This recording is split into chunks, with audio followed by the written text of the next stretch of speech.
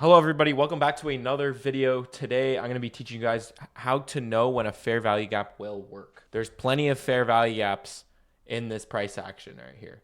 And there's plenty of fair value gaps that got disrespected. I want to explain when and why fair value gaps will work and won't work. Let's go into today's price action. Today, if you joined the stream, you would have saw that I caught a fairly nice short here. I took a short onto this sorry, I'm not on the 3 minute. I took a short on this fair value gap here. 3 minute fair value gap. It was a 1 minute market structure shift.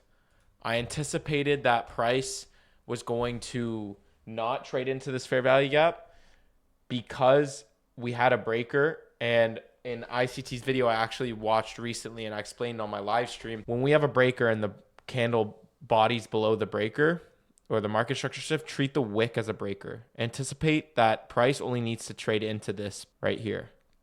It does not need to trade into any fair value gap as long as it trades into there. There is a small fair value gap that you could have traded here. I missed out on that.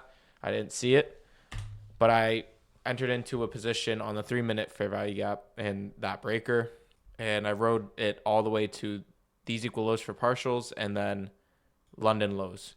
So this is the short that I caught today. The reason why I anticipated this fair value gap to work is because of range, levels, OTE, standard deviation, whatever. Use your Fibonacci tools. Measure your levels from high to low.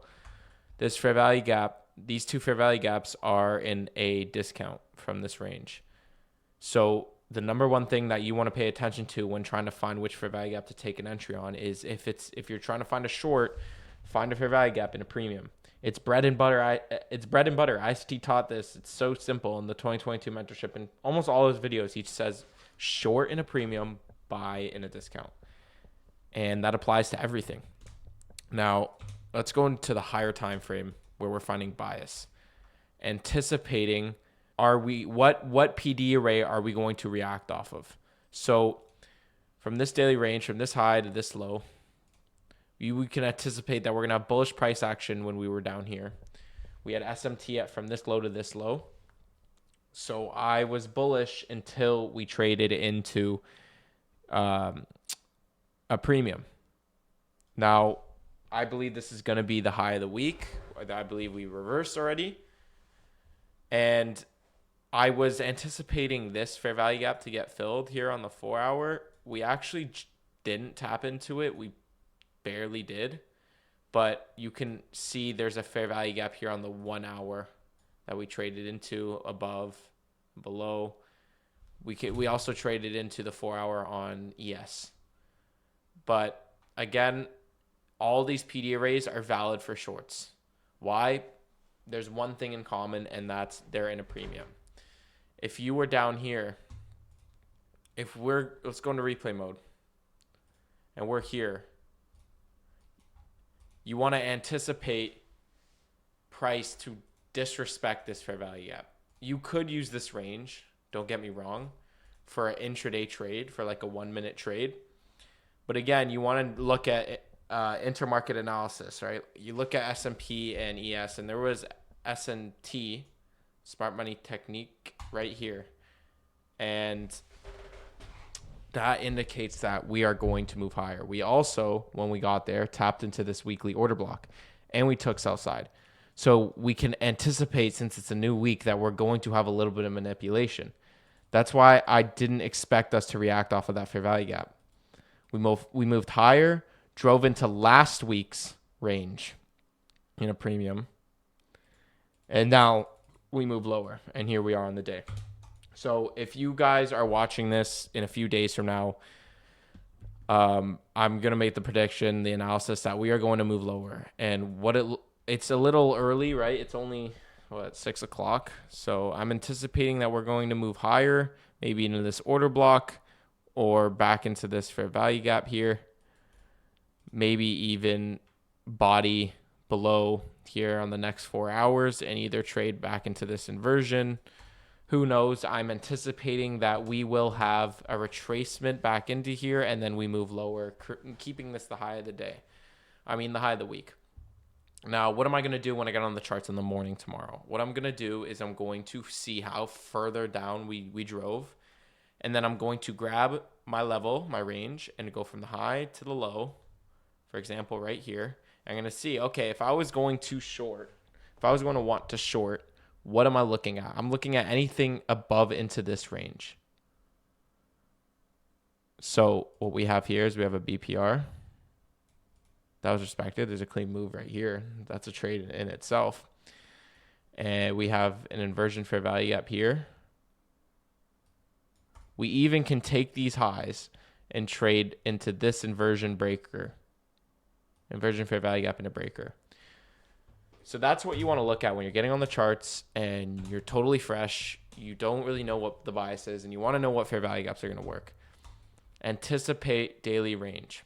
Now, it doesn't always work. Daily range doesn't always work in hindsight, right? High, low. We didn't tap into a premium and you're saying, Ben, we're going to reverse in the week now? Because that's a huge range, right? This is the daily chart. And you need to use a little bit more analysis when trading this way. If you're going to trade on the higher time frames and you're going to use these big ranges, you need to use higher time frame analysis. Are we that bullish that we're going to go that much higher before we go lower? I personally don't think we are.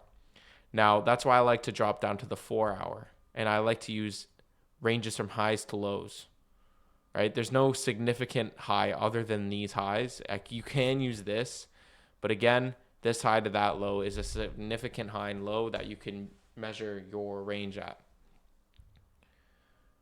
Dropping down to the 1 minute, to anticipate that a fair value gap is going to work on the 1 minute, what are some of the key factors that you can look at? And that's consequent encroachment. 1 minute. Let's go to 3 minute here because there wasn't really a clean 1 minute today. If you look at this line in this box, that indicates consequent encroachment, 50%, right? Look at the bodies here. 1 and 2 bodies respect consequent encroachment of this 3 minute fair value gap. If we go to the 1 minute, 1, 2, 3, 4, 5 bodies traded into the fair value gap and respected consequent encroachment. They did not body above it. That's a key indicator that it's rejecting price and we're going to move lower. Now, I want to show you another prime example right here. This fair value gap, just under it. Look at all that rejection at consequent encroachment. Let's drop to the 1 minute. And I was talking about this on my live stream.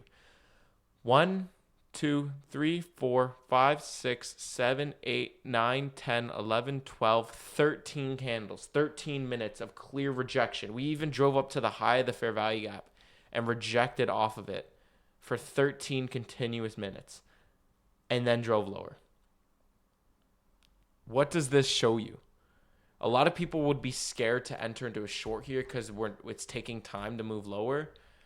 But you got to remember, a great indicator is price rejecting for a long time to try to go higher and then moving lower. You got to know the difference in between price rejecting to move higher versus price rejecting to move lower, and it's just consolidating then moving higher. I'll explain that in another video. But again, clear rejection off of that fair value gap, consequent encroachment is respected, and then we drive lower. Fair value gaps coupled with market structure shifts work the best. As you can see, high, low, higher high, lower low. Fair value gap, market structure shift. Again, high, low, higher high, lower low. And then fair value gaps on the 3 minute. There's even a couple fair value gaps here on the 1 minute. So yeah, if you couple bias with range, with time, with market structure shifts, and consequent encroachment, you will find the right fair value gap to trade on. I hope you guys found this insightful, and until next time, I'll see you guys later.